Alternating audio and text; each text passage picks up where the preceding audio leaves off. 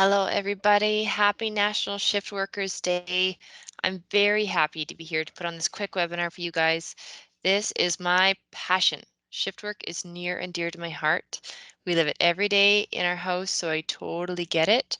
I know the toll it can take on the families who are left at home and on the person going out and working all hours of the day and night. So I'm very excited to do this webinar, and I hope that you find this information helpful and useful for you guys. So you're working shift work right now. You're on the front lines of this pandemic. How are you? Over 15% of the population is employed in shift work in the US, and 3 out of 10 Canadians work shift work. That is a significant portion of the population that is off of the typical daytime schedule. Not being able to follow a natural circadian rhythm or the rise and set of the sun is like being constantly jet lagged. Did you know that most of the world records are set in the afternoon? This is typically the time of peak performance, and one research paper even went so far to say it has to be understood that the worker on rapidly rotating shifts of 2 to 4 days is required to work at the minimum of his or her performance. We know in today's day and age that this is neither feasible nor sustainable. So again, how are you? If you're tired and burnt out from this marathon, we want to give you our top 5 essential tips to help you, because without you shift workers, our world would be an emptier, hungrier, and kind of scarier place. I'm wondering if you know that there are actually risks associated with working shift work, and they're both short-term and long-term. So the short-term risks, we see things like digestive issues, your appetite can change, sleep issues, mental health concerns, and just a decreased ability to actually perform or do your job. And I see these issues a lot with the clients I work with on a regular basis. But this extra layer of stress brought on by this pandemic makes these symptoms even more pronounced. So if those short-term symptoms are not addressed appropriately, it can actually translate into long-term risks, including obesity, type 2 diabetes, heart disease, actual sleep disorders, actual mental health illnesses, decreased quality of life, even things like cancer and fertility issues. The interesting thing is right now, some of the risk factors for COVID-19 are actually obesity, diabetes, and heart disease.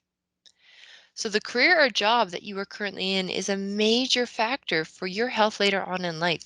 So the tips that we are about to talk about are very important from a preventative health standpoint and to help get you through this pandemic. All right, number 1. This is probably comes at no surprise. Fuel your body. This is a joke, but sadly the candy bowls have all been disappearing. And even if they are still around, you would probably have to strip down from all of your PPE to even eat from it. So not worth it. But the question is there. Are you aware of how you are fueling your body throughout the day or night? How your gut and energy levels feel throughout the day? Those might be strongly associated to your food intake and timing. So that's what I want to talk about really quickly. The two most important things when it comes to your food intake: eat balanced and eat enough. A well-balanced meal is going to contain all the essential nutrients you need for optimal health. So as much as we can, we try and get our nutrients in through food. This plate really demonstrates what that could look like. Half your plate is veg, quarter as a high quality grain or starch, quarter as a high quality protein, and then we add in some healthy fat. That's balance. That's what we're aiming for at least twice a day when it comes to our meals. The other thing that's important is actually feeding your body enough. People who work night shifts are actually at risk for skipping meals and underfeeding. What happens is you can sleep a long time during the day. You get up, you might have a quick bite to eat, but then maybe don't have supper till a little bit later, and then have one more meal throughout the night sometime, and then come home and go to bed. So you probably had less food in that night shift than you should have had to actually fuel your body appropriately. So that's something that we work a lot on with our clients. The other component of this is the timing of your meals. When in the day are you actually eating? On a day shift, fuel your body every 2 to 3 hours. This is going to help to maintain your blood sugar levels throughout the day and keep your energy feeling really consistent. It also can reduce the risk of any gut issues that pop up. So ideally, if we had breakfast at 7, we'd have a snack maybe 9:30, lunch at 12, snack at 3, dinner at 6. That is in our ideal perfect world. I totally appreciate right now that extra snacking and popping something in your mouth, maybe in between seeing patients or in between calls or on the road, is just not feasible because of all of our extra protective equipment that we do need to use. So again, we do the best with what we have. This is what the research shows has kind of been the most effective.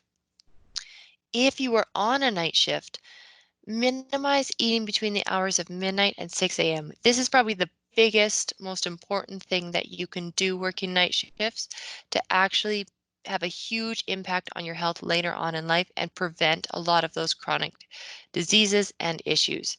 So, our metabolism and ability to digest food is higher in the daylight hours.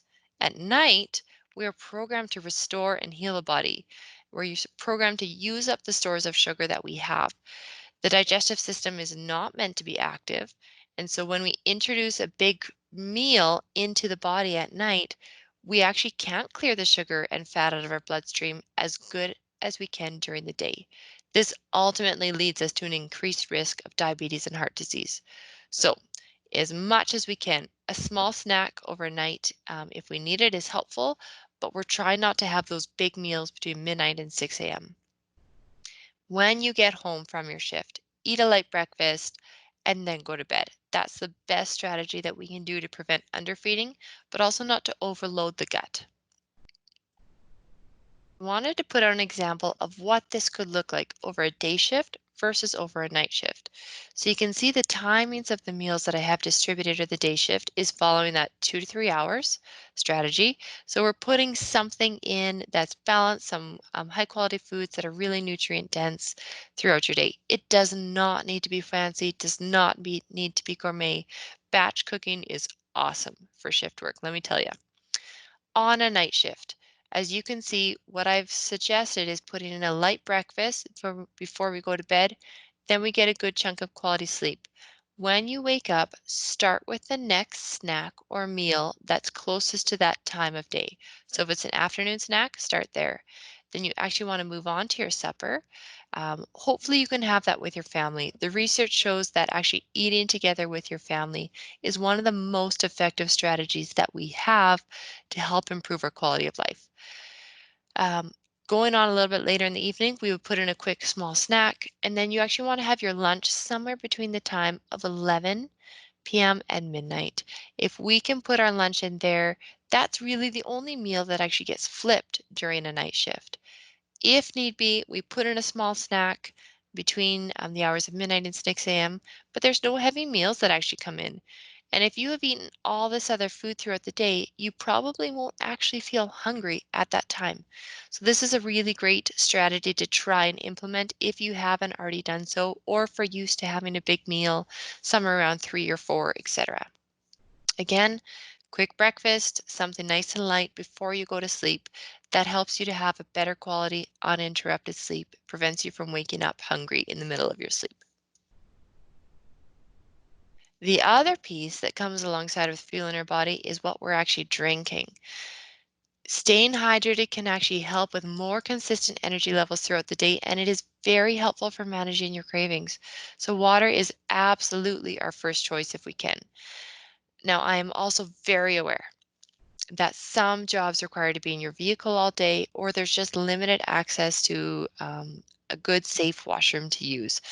So, for some people, purposeful dehydration is something that actually happens throughout your shift because we want to make sure that if we do need to go to the washroom, that we have a spot that we can go to and use it safely. So just be mindful of when you're hydrating. We do, again, one of these things, we do the best that we can with what we have.